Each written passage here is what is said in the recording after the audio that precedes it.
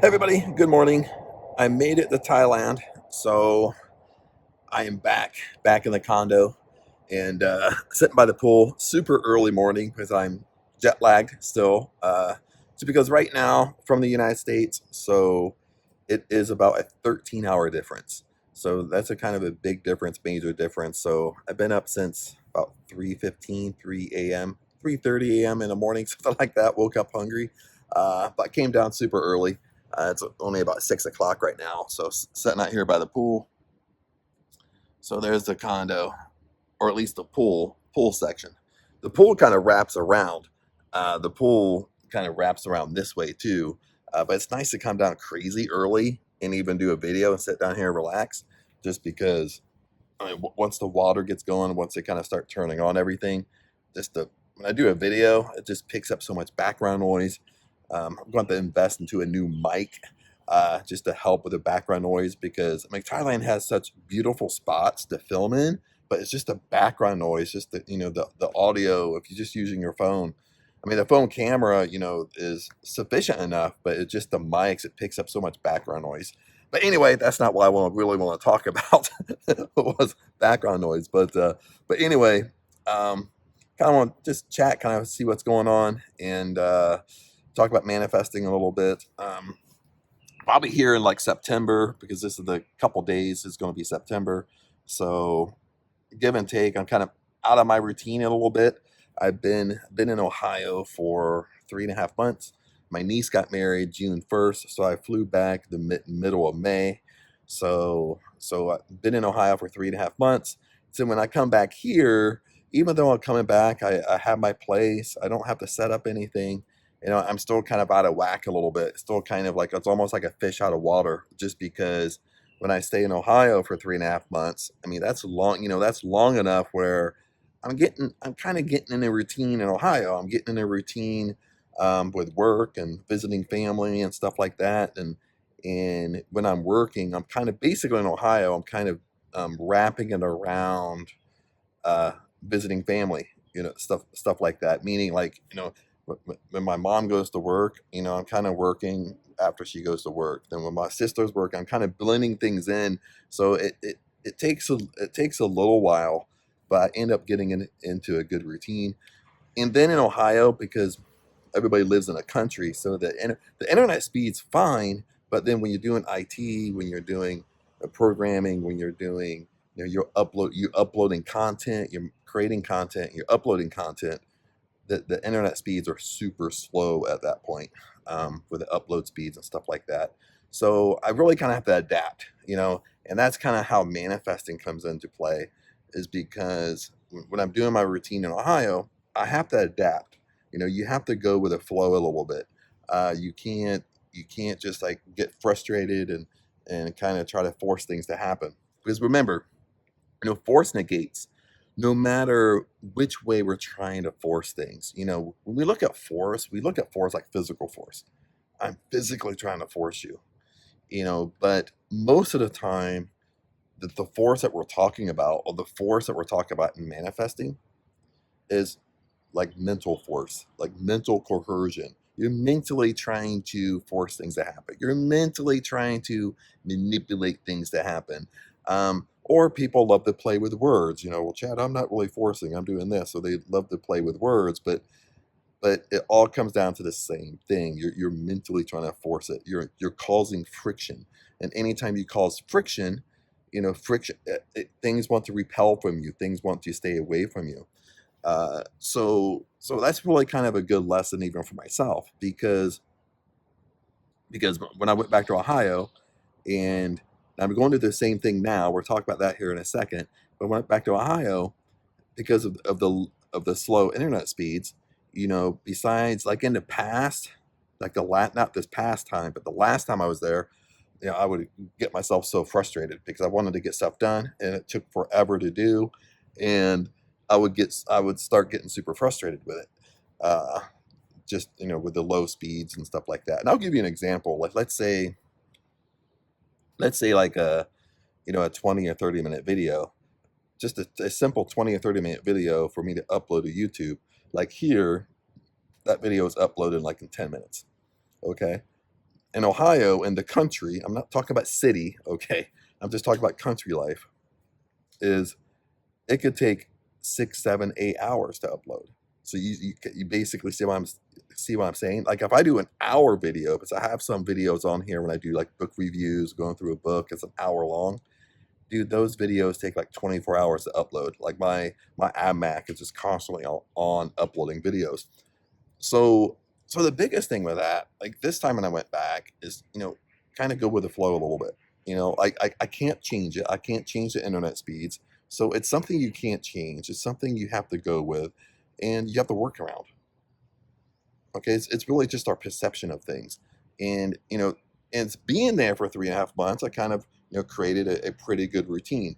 Yes, certain things I could do that was a lot slower, but changing my routine a little bit, going with the flow a little bit, and knowing with the slow uploads, the slow upload speed is, I just had to kind of stay ahead of the game and always be kind of uploading content, always just have one of my computers uploading at all times.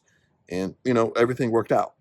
Okay. Now, I didn't spend a lot of time editing my videos. You might see that in some of my older videos. I spent so much time editing. I kind of cut the editing out, just did simple editing. But I more just went with the flow. The same thing when I come back here. I was just thinking about that like last night. That when I come back here, I kind of feel like a fish out of water a little bit, just because I got in a good routine in Ohio. Now I'm kind of switching my routine, even though my place is already set up, even though I've been here before, even though I have like a mini office here also. That I have to adapt and I have to go with the flow a little bit. Uh, so that way I'm not causing force. I'm not trying to force things to happen. And I'll give you some examples here. Is like when I come back, I'm jet lagged again. So I'm gonna have to adjust the Thai time, because it's a 13-hour difference again. So, and depending upon where you live in the United States, it could be in Ohio, it's 13. It's a 13-hour difference. Like in California, it would be a 15-hour difference, 16-hour difference. So it kind of just depends upon where you are in the States, but that's a huge, huge difference. And when we try to force things, and we have to relate this to manifesting. When we talk a lot about manifesting, a lot about success and wealth and prosperity, is that when we try to force something to happen that we want to manifest, we set an intention, we want something to happen, and we don't physically force it. Again, we try to mentally force. Okay, how do we mentally force? As we mentally force, we control the how. We're constantly thinking about it. We're constantly trying to plan out how it's going to happen to us, how it's going to come in. That's what I mean by controlling the how. When you control the how, you're causing friction. You're trying to force it to happen. That's pretty much how you're doing it. You're looking at one direction. Okay, like this. I'm looking at this one direction right here, and this is the only direction my intention, what I want, is going to come to me. When there's 100 different directions it could come to you. Makes sense? So that's how we kind of stop and we halt the process a little bit. It's kind of the same thing in real life when I'm giving you examples like this with Thailand, is that when I'm jet lagged, it it works way better for me just to take a couple weeks and adjust rather than trying to force myself to kind of recover from being jet lagged. When I went home to Ohio this last time, and like my brother-in-law never been to Thailand or never been anywhere where you just have an extreme time difference like what we're dealing with right here. So when I came back to visit, the first few weeks, I'm sleeping. I'm going to sleep early. I'm waking up crazy early, like in the middle of the night, 3 a.m. I'm going to sleep at 6 p.m. Stuff like that. So sometimes I'll be visiting my sister, and he would come in. I'll be almost like passed out on the couch in the recliner. He's like, Chad, wake up. You're never gonna recover. You're never gonna get through jet lag. If you just push through it, you just recover in a couple days. But but when you recover in a couple days, that's when you just have like really a 2 or 3 hour time difference. When you have something like this, you live in Thailand, you live in another country, and you come. I mean, it doesn't work out like that. But basically, what I ended up doing, I ended up listening to him. So I'm just thinking, okay, I'll try to push through it for 2, 3 days. But in 2, 3 days, I just felt like crap. It almost felt like I was just staying up and doing all-nighters. And finally, I just had to go to sleep. So I just felt so much like crap for 2, 3 days in a row that when I went to sleep, know what happened? I just went right back to Thai time. I didn't adjust at all. You know what I mean? I just went right back to Thai time. And it kind of made me think, again, it kind of made me think of manifesting. This is the same thing we do with manifesting is we're trying to force things to happen. Okay, same way for me. When I'm trying to force the jet lag, I'm trying to force myself to get back on the United States time frame. Okay, especially the East Coast time frame. And when I'm trying to force it, it you know, your body starts getting sick, you start getting exhausted, you don't feel good, rather than just going with the flow. If I just went with the flow, yes, it's going to take me 2 or 3 weeks to recover. But when I go with the flow and I just sleep when my body wants to sleep, I get up when my body wants to get up. At that point, when I did that, you adjust quicker, but then at the same time, you feel better. At the same time, I want to work. Like when I try to force myself to recover, I didn't feel like working. I didn't feel like working out. Didn't feel like going to the gym. Didn't feel like doing anything because I just felt tired and sluggish and felt like crap. Okay. And these are the same metaphor. I'm kind of using a metaphor here, but I'm using like a real life example. Same way when I come back here. When I come back here, I just naturally do it. If I wake up at 3:30 in the morning, well, I wake up at 3:30 in the morning, and then whenever I get tired, I lay down and go to sleep. And it might take me 2 or 3 weeks to adjust, where I'm kind of really adjusted to Thai time here, but I'm not forcing it. And at the same time, I still feel like going to the gym. I still feel like going and doing things. I still feel like working and working out. Okay, I'm not forcing. And we all have little things that we try to force. Okay, and then we kind of flip it back to manifesting. I feel like I'm talking a giant circle here. but but anyway, when we talk about manifesting your desire, setting intentions, one of the main things that doesn't work for us is because we're forcing it. It's just bottom line. We're doing some type of mental tricks, mental coercion, any type of mental coercion, any type of force causes friction. Any type of friction that negates from you. Force negates.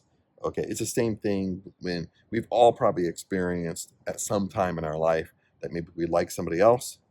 Maybe they liked us a little bit, but we're so attached to them. Okay, we're trying to force them to like us. We're trying to force them to spend time with us, and not so much physical force, but kind of like mental coercion. Maybe they can tell, they can sense that energy from us, so they end up repelling from us. They end up staying away. The same thing happens when we try to manifest. Okay, the same thing we what we end up doing is we want what we want so bad. We want what we want so bad. We want what we want uh, deeply. I don't know what to say. When you really want something, you flip and care about it because you want it. I mean, no matter if it's a dream car, dream house, amount of money, you want to be a millionaire, no matter what it is, you want an Xbox, you want a PlayStation, you want it so bad. But what happens is you develop an unhealthy attachment to it because that's all you're thinking about. Okay. And it's not that thinking about it isn't the bad thing. It's how you're thinking about it because you're constantly thinking that you don't want it. You're constantly thinking about how it's going to happen. You're constantly thinking about how can you get the money for it to happen. You're trying to conceive in your mind, how in the world can I get my dream house? How in the world can I get my dream car? You're trying to fathom up and you try and get this mental picture in your mind. How can I make this happen? How can Chad make this happen? Okay. Rather than on the flip side, a lot of us love Noah Goddard. Okay. So whenever Goddard says, you set intention, you go inside your imagination, you drift off to sleep, and you live in the end, you dwell within. Okay. When you live in the end, the real meaning of that is you put yourself in a state you already have. Okay. So you're thinking about it. You're still thinking about what you want, but you're thinking about it in a different way. Okay. You're thinking about it in a way that I already have it. I'm already enjoying it. I already have it in my 4D world, which my 4D world is my imagination. So if I already have it, what you got to do, this takes a little bit of work. You have to have fun with it. If you already have what you want, well, how would you be acting? Okay. What type of decisions would you be making? How would you carry yourself? Okay. What would you be doing? Because if you already have what you want, okay, there's a difference. There's a major difference. Okay, and you'll find this when you go inside your imagination. You'll find that when you go inside your imagination and you want your dream car, you'll find that you'll become aware of, or sooner or later you become aware of this, where you will start like looking when you're inside your imagination. You're a different person inside your imagination than you are right now in your 3D world. Okay, inside your imagination, that version of you is a different person. That version of you, yes, it's you, but that version of you is a more successful version of you. Okay, so that version of you inside your imagination is going to make different decisions. They're going to make quicker decisions. They're going to know exactly what they want. You see what I'm saying? So this is the stuff where you have to get good at, but you only get good at it by practice and by doing it. This isn't like I tried this for 3 days, I tried this for a week, and it's not happening. Sometimes I'll get emails about that where sometimes it's the same person. so where they're so attached to things not working out, that's what's attracting to them. But that's all they're thinking about. They're not putting themselves in the end, like Never Got It explains. You live in the end, meaning you already have. Okay. If you already have something, are you constantly going to be thinking about it? That's a good question. If I already have something, if I already have my dream car, am I going to be constantly thinking about my dream car? Ponder that for a second while I'm drinking my espresso. Um, because the answer is no, you're not. If I already have my dream car sitting in my garage, yes, I'm gonna be grateful for it. Yes, if I go to bed at night or I'm driving it, I'm I'm grateful. I might have say thanks and stuff like that, do my gratitude and stuff like that. I'm not saying that. I'm not saying I'm dismissing that. But what I'm saying is I'm not going to overthink about it, okay? Because I already have it. It's the same way with Neville Goddard. Listen to this. It's the same way Neville Goddard when he did the ladder technique. Okay. Why does the ladder technique work? If you've done the ladder technique and it worked for you, okay, why does it work? Is because you don't put no emotional feelings to it. Okay, that's why I never got to pick the ladder. Why in the hell would you want to climb a ladder? Why? It makes no sense. Okay, I've climbed many ladders before. Why would I want to climb a ladder? Okay, if you put yourself in that state, why do I want to do it? Because I've done it many times. It doesn't. Okay, who cares if I climb the ladder? Next thing you know, I'm going to be climbing a ladder, helping someone do something. You know what I mean? That's how it works because I put no attachment to it. I put no feelings to it. I don't care. Okay, that's kind of basically the language where you have to have. If I did have several videos on this, but I don't know if it's posted yet, just because I got a lot of my videos are still sitting in YouTube and stuff like that. I haven't posted them, but when I got my new visa, I set an intention about 8 months ago that I'm going to have a year visa in Thailand. It's going to be way more easier for me to come and go. I'm not have to do like border runs and come and leave and do all that jazz. And I set that intention. And when I came back here, like 4 weeks to the date, about 4 weeks before my flight was taken off, that's when I usually file for the visa. At 4 weeks, I still had no clue how my visa was going to transpire. And when I sat down to do my visa, I was sitting down to basically do my tourist visa again. And right when I sat down to do it, Thailand came out with a new visa. It was a DTV visa, Destination Thailand visa. It was a 5-year visa, multiple entry, and I can stay up to 1 year in Thailand. I won't get into particulars, but the particulars don't matter. If you have questions about it, you can comment below, and I'll give you the details. Um, but but but I got my attention. And it came from a different angle. It didn't happen until I actually sat down to actually file my visa. Listen to this. It didn't happen until I actually sat down to file my visa. I have to file my visa. I have to file a visa. I don't know what visa I'm going to file, but I'm going to file. I have to file. My flight's in 4 weeks. Okay. But when I got my attention, I got that. Okay. For one, it was a kind of a weird feeling because when you set an intention for like 8 months, you're going inside your imagination, living the end as you already have. You already have it. Once it happens to you, it's a surreal experience because once it really happens, It's like you had it all along. See, this is the point where Neville Goddard was trying to explain. I think, just in my opinion, is that that's what's really meant by living in the end. You already have. You have to put yourself in a state that you already have it. You authentically already have it. Okay. You're not just saying I already have it and deep down within you don't believe it. Okay. This is where most of us are, you're saying affirmations, but deep down you don't believe your affirmations. Okay. You haven't done it long enough. So I think that's what Never Got was getting, is because that was a surreal experience. What happened when I set this intention, it was like I had it from the very beginning. See, that's what he's saying. In your 4D world, inside your imagination, you have to get to this. You have to get to this level. Okay. And it's not so much getting to the level, you have to believe it. Okay. I kind of changed my mind. I used the wrong terminology. You have to believe it. Okay. And what I mean by that is, if you can see yourself do it inside your imagination, you can have it. You have to believe that. If you can see yourself in your imagination do it, you can see yourself driving your dream car. You can see yourself within your dream house. You can see yourself as a millionaire, and you're doing it inside imagination. You can have it. Anything you can have. If you can see yourself do it inside your imagination, you can have it in your 3D world. You have to come to terms with this, and you have to believe it.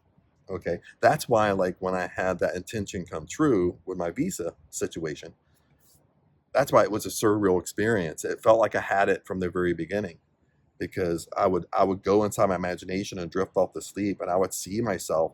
And and with this one, it was really easy to do because I've lived in Thailand since 2021, and I've been going back and forth between Thailand and the United States. Really, Thailand and visiting my family, coming back to Thailand. It's pretty much what I've been doing since 2021.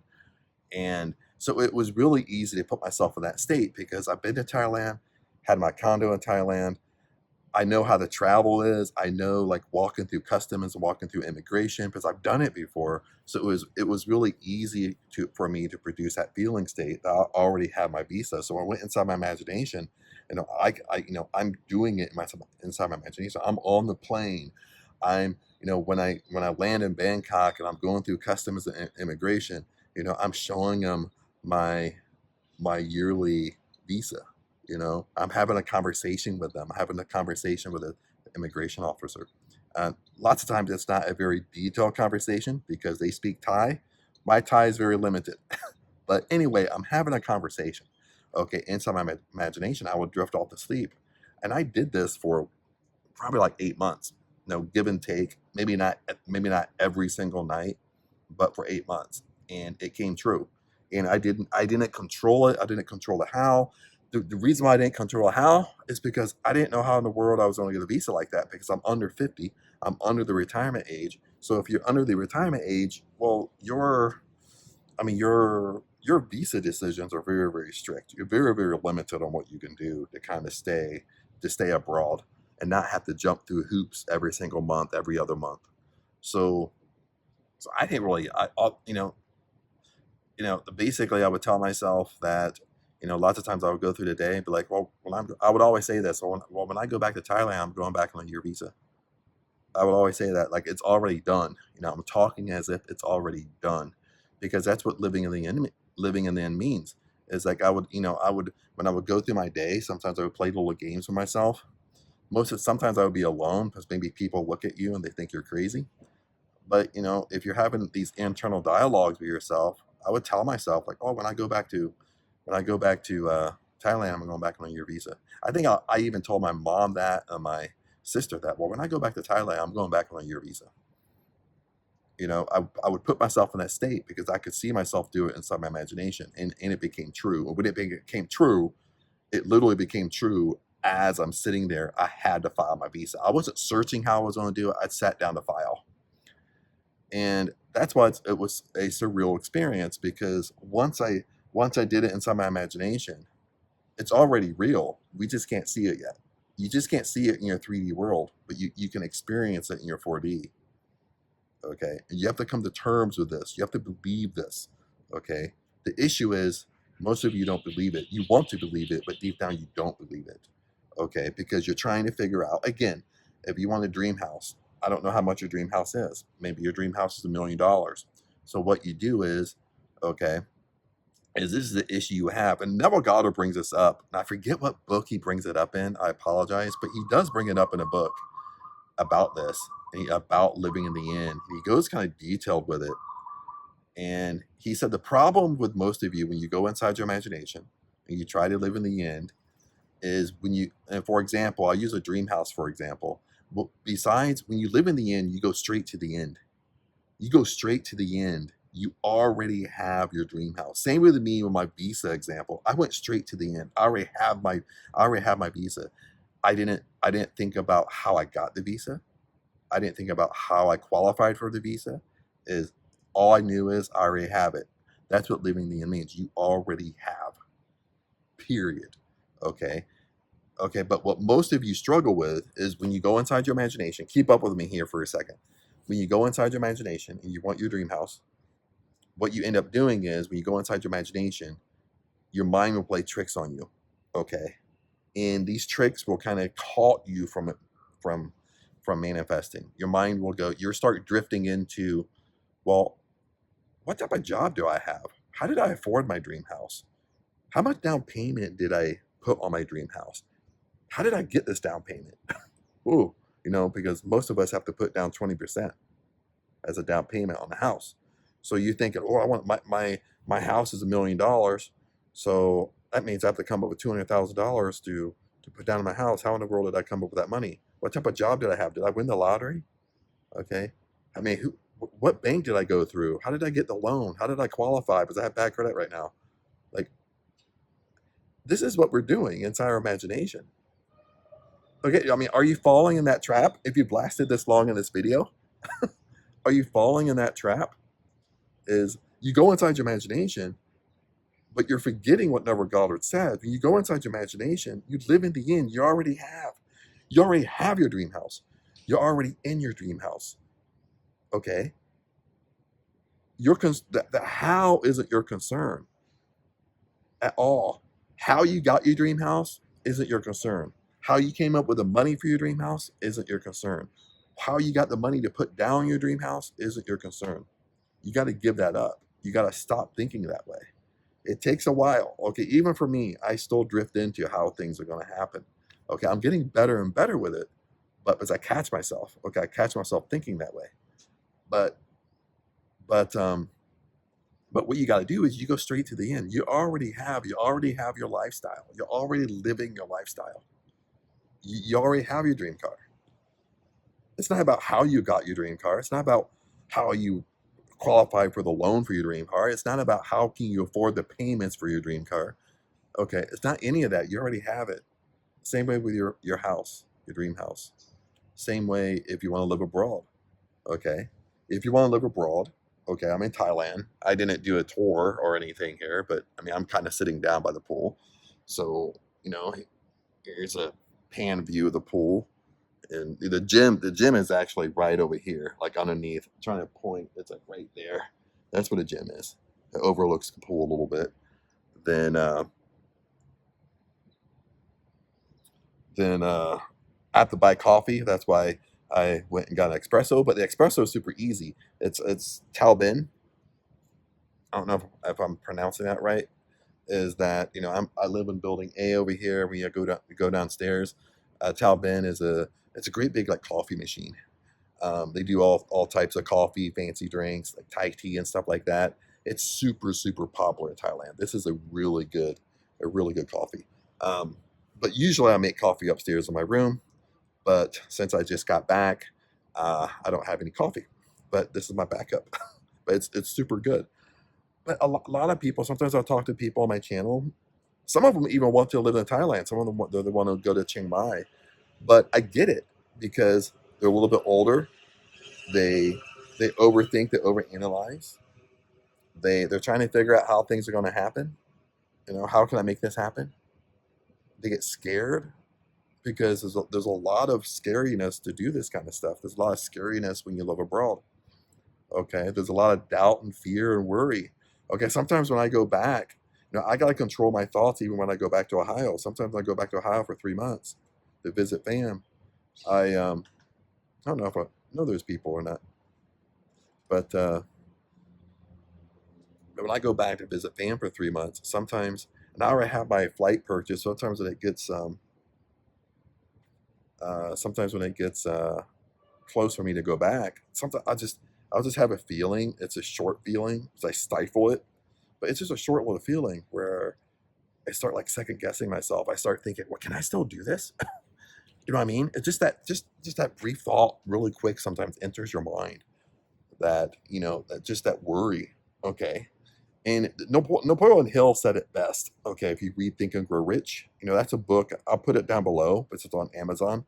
Um, you can pick it up. It's 3 books in one, but Think and Grow Rich is one of the books. Is He said it best. He said, when you worry leads to doubt, and worry and doubt together leads to fear, and fear, my friend, fear is crippling. What does that mean? Fear is crippling. Okay, what that means is, even though you want your dream house, even though you want your dream car, even though you want to live in Thailand, you want to live abroad, okay, sooner or later you got to bust through that fear barrier. Fear is crippling. Fear will keep you exactly where you're at. Fear will keep you exactly in your comfort zone. That's what fear does to you. Okay, this is a fear barrier. This is the fear. This is the fear you want to live abroad. When you want to live abroad, it's over here. This is you living abroad. But then when you get closer, you start thinking about it and you start worrying, and then you start doubting the process. And sooner or later, you hit that fear. You get close up to it. You're so close to it. You're like this, that fear barrier. You're right up against it. And what most of us do, besides busting through this fear barrier, and our dream life is on the other side of fear, what we end up doing is we go right back. We go backwards, okay? Because fear is crippling. Fear scares the shit out of us. That's basically what fear does. And we'll go right back to our comfort zone. We'll go right back to our miserable life. That's what we'll do, okay? That's what it means. Maybe your life isn't that miserable, but your life will be way more abundant if you learn to bust through that fear barrier. And each of us, this is where we differ a little bit, okay? Manifesting is the same across the board. But where we differ is we each are scared of different things. You know what I mean? What scares me might not scare you. What scares you might not scare me. But we each have our own little fear barriers. We each have our own little things that we have to deal with, we have to bust through, and to enjoy our dream life. And we have to kind of be comfortable being uncomfortable. Makes sense? We have to rock on that teeter-totter. Is that I have to be comfortable with being uncomfortable, because you having your dream house in the very beginning is going to be uncomfortable for you. How is it going to be uncomfortable? It's going to be uncomfortable because you have to make different decisions. Okay, when you're that person with your dream house, you're making different decisions, which scares the crap out of you. Okay, you have to make different decisions. You have to carry yourself different, because you're more successful. Okay, you're a successful version of yourself. Okay, that's how this stuff works. And I know I'm like chatting. I know I'm going on and on and on. I didn't think I was gonna sit here and talk this long, but we all go through it. We all have our different fears, and we keep on going through it. Okay, the only thing difference is we start becoming more and more confident. It doesn't mean we don't get scared anymore, but we get more confident. That the more you set intentions and intentions become true, you become more confident with it. You become like, hey, you become way more aware of, dude, I really got to be careful what I'm thinking about. I got to, and not just a passing thought. Okay, because lots of times we do have passing thoughts, but remember, I think we have the stats on this. We have about, and I don't know how they know this, but anyway, that we have about 65,000 to 70,000 thoughts per day. Okay, which is kind of scary. Okay, but the even more scarier thing is 70% of those thoughts are redundant and negative. So 70% of the time you're thinking negative, and out of that 70%, you're thinking the same crap over and over and over again. Okay, we're festering on the same stuff over and over and over again. And when you become better with this slowly, it doesn't change overnight. Okay, don't stop beating yourself up. Go with the flow a little bit. It doesn't change overnight, but you'll get better with it a little bit every day, a little bit every week, and it's self mastery. That's all you're trying to do. You're just self mastery. You're just trying to master your thoughts. But once you start having things happen, once you start having things, your intentions come true, you get a little bit more confident with it.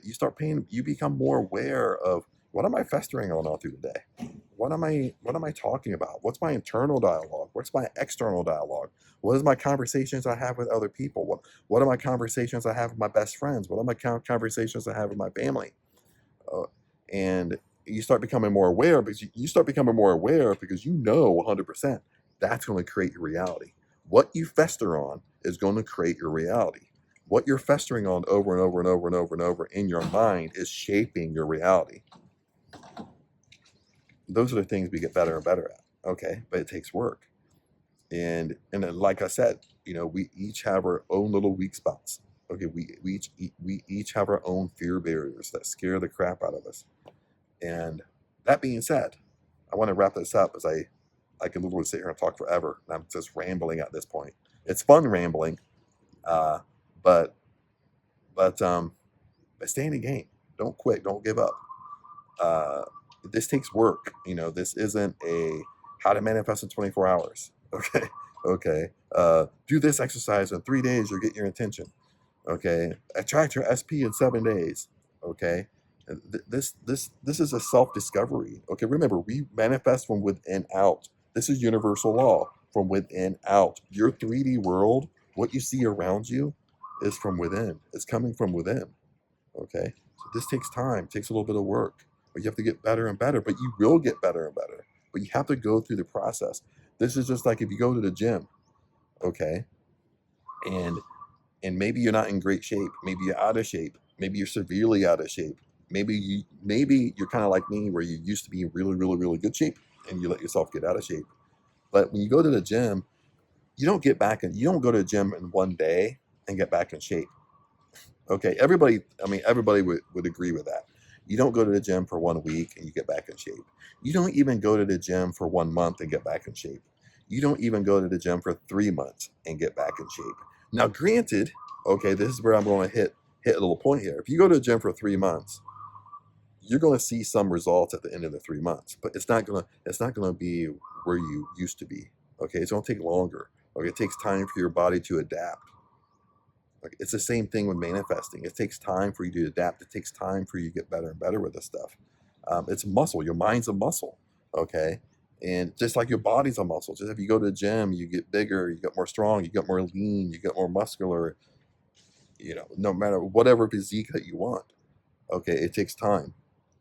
We understand the body's a muscle, but at the same time, we know the mind's a muscle, but we don't look at it as a muscle, because it's not. We can't see it. We can't see your pectorials, or see your biceps, or see your arms, or see your shoulders. We can't see the external, but your mind's a muscle. Okay, we have to control that muscle. Okay, we have to learn to control it. But your mind is so powerful. Okay, and I'll end it with this: if you can see it inside your imagination, you can have it. So the question is, what are you seeing? What are you constantly seeing inside your imagination? What are you constantly festering on throughout the day? Okay, but that's shaping your reality. But the good news is, even if it's shaping negative, you can change it. That's the good news. You can start adapting and changing what you're thinking about, changing what you're festering on, changing what your internal pictures are. We can change it. That's called revision. That's what Never Gauder, when Never Gauder had the revision technique, that's what he means by revision. You're revising your day. You're revising what you want. Okay, it's the same thing. I'm just explaining it a different way. I'm just saying it differently, but it's the same thing Never Gauder taught. But anyway, my friends, thanks for listening. Just want to share, kind of keep an update with you. Made it in Thailand, and a lot of stuff's going to be coming. Usually I'm in Thailand. Usually my output here is usually 2 or 3 times than what it is in the States. Plus, I have help here and stuff like that, and have a little bit of staff that help me, and so that's why I like the time to my channel. You'll all of a sudden see just postings and shorts and everything going all over the place. So it would be a fun experience. I'm enjoying my time doing this stuff. And but love you guys. Comment below. And if you have any questions of this, if you just want to reach out, say, hey, what's up, Chad? Or if you have a question, how this works and stuff like that, what you're struggling with, comment below. I'll help you out as much as I can. And peace out. And I'll see you later.